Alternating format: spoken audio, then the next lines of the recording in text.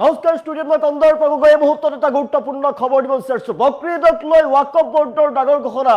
মছজিদৰ বাহিৰত ৰাজহুৱা স্থানত কুৰবানী কৰিব নোৱাৰিব আৰু মুকলি স্থানত যাতে কুৰবানী কৰিব নোৱাৰে তাৰ বাবে নিষেধাজ্ঞা জাৰি কৰা হৈছে, যাতে কাৰোৰে ধৰ্মীয় অনুভূতিক আঘাত সানিব নোৱাৰে আৰু পশু পক্ষীক কুৰবানী দিয়াত বাধা আৰোপ কৰা হৈছে ৱাকফ বৰ্ডৰ ফালৰ পৰা।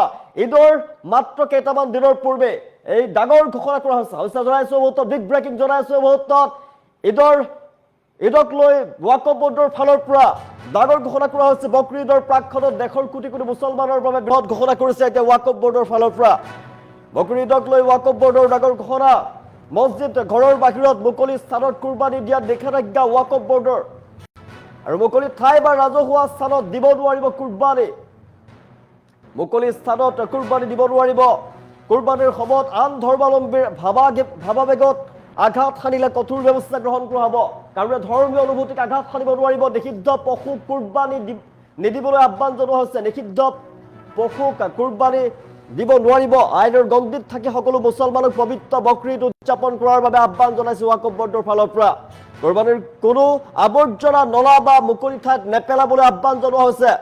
কুৰবানীৰ কোনো আৱৰ্জনা নলা নৰ্মদাত নেপেলাব। কুৰবানীৰ অৱশিষ্ট অংশ মাটিত পুতিবলৈ বা প্ৰশাসনে নিৰ্ধাৰণ কৰা ঠাইত পেলাবলৈ নিৰ্দেশ প্ৰদান কৰিছে ৱাকফ বৰ্ডৰ ফালৰ পৰা।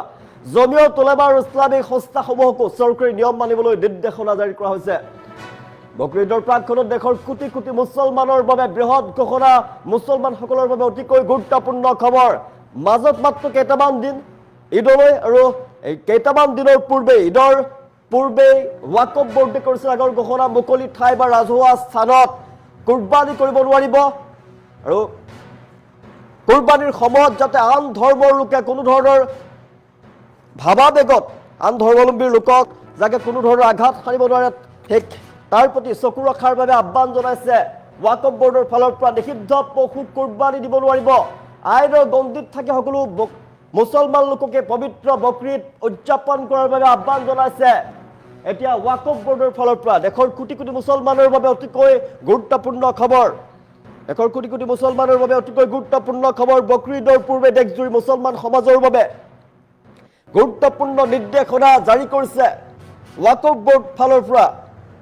কুৰবানী প্ৰথাক লৈ যাতে কোনো ধৰণৰ আইন শৃংখলা সমস্যাৰ সৃষ্টি নহয় তাৰ প্ৰতি লক্ষ্য ৰাখি বিশেষ সতৰ্কতা অৱলম্বন কৰাৰ বাবে আহ্বান জনাইছে। মুকলি ঠাই ৰাজহুৱা স্থানত মছজিদৰ ঘৰৰ বাহিৰত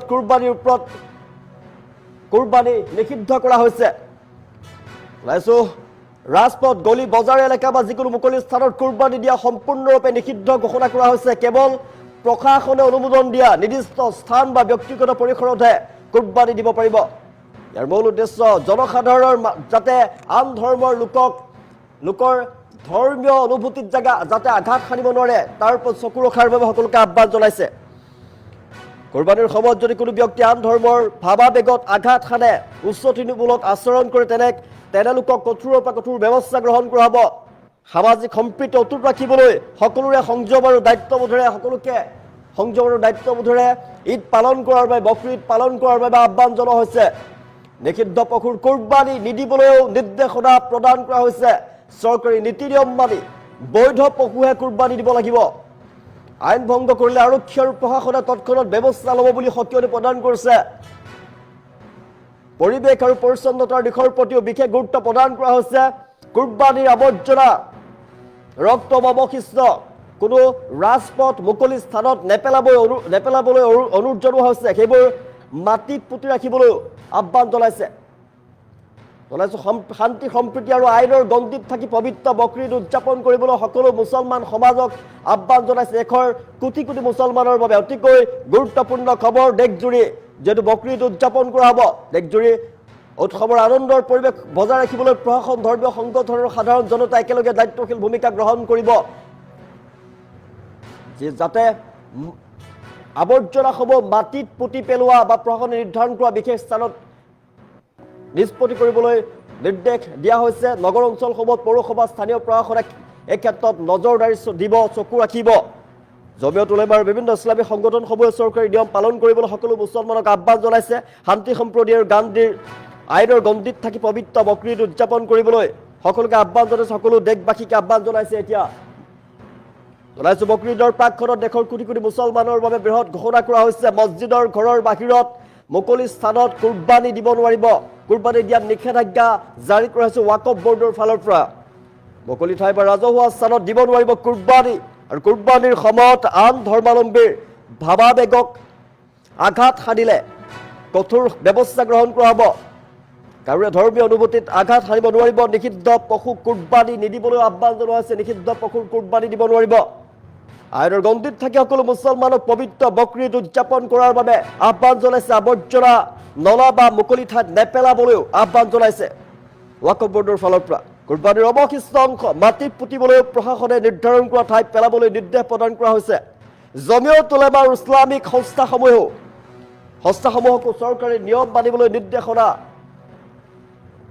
বকৰীদলৈ মাজত মাত্ৰ কেইটামান দিন আৰু সকলোৱে আনন্দ উৎসাহত মতলীয়া হৈছে কিয়নো মাজত মাত্ৰ কেইটামান দিন পবিত্ৰ ঈদলৈ আৰু এই সময়তে দেশৰ কোটি কোটি মুছলমানৰ বাবে বৃহৎ ঘোষণা কৰিছে ৱাকফ বৰ্ডৰ ফালৰ পৰা বকৰীদৰ প্ৰাকখনত দেশৰ কোটি কোটি মুছলমানৰ বাবে বৃহৎ ঘোষণা কৰিছে ৱাকফ বৰ্ডে মছজিদ ঘৰৰ বাহিৰত মুকলি স্থানত কুৰবানী দিব নোৱাৰিব কুৰবানী দিয়াত নিষেধাজ্ঞা ৱাকফ বৰ্ডৰ ফালৰ পৰা মুকলি ঠাই বা ৰাজহুৱা স্থানত দিব নোৱাৰিব কুৰবানীৰ সময়ত আন ধৰ্মাৱলম্বীৰ ভাৱাবেগক যাতে আঘাত সানিব নোৱাৰে তাৰ ওপৰত চকু ৰাখিবলৈ আহ্বান জনোৱা হৈছে যদি কাৰোবাৰ ধৰ্মীয় অনুভূতিক আঘাত সানে তেনেহ'লে কঠোৰ ব্যৱস্থা গ্ৰহণ কৰা হ'ব নিষিদ্ধ পশুৰ কুৰবানী নিদিবলৈ আহ্বান জনোৱা হৈছে নিষিদ্ধ পশুৰ কুৰবানী দিব নোৱাৰিব আইনৰ গণ্ডিত থাকি সকলো মুছলমানক পবিত্ৰ বকৰীদ উদযাপন কৰাৰ বাবে আহ্বান জনাইছে ৱাকফ বৰ্ডৰ ফালৰ পৰা কুৰবানীৰ কোনো আৱৰ্জনা নলা বা মুকলি ঠাইত নেপেলাবলৈ আহ্বান জনাইছে কুৰবানীৰ অৱশিষ্ট অংশ মাটিত পুতিবলৈ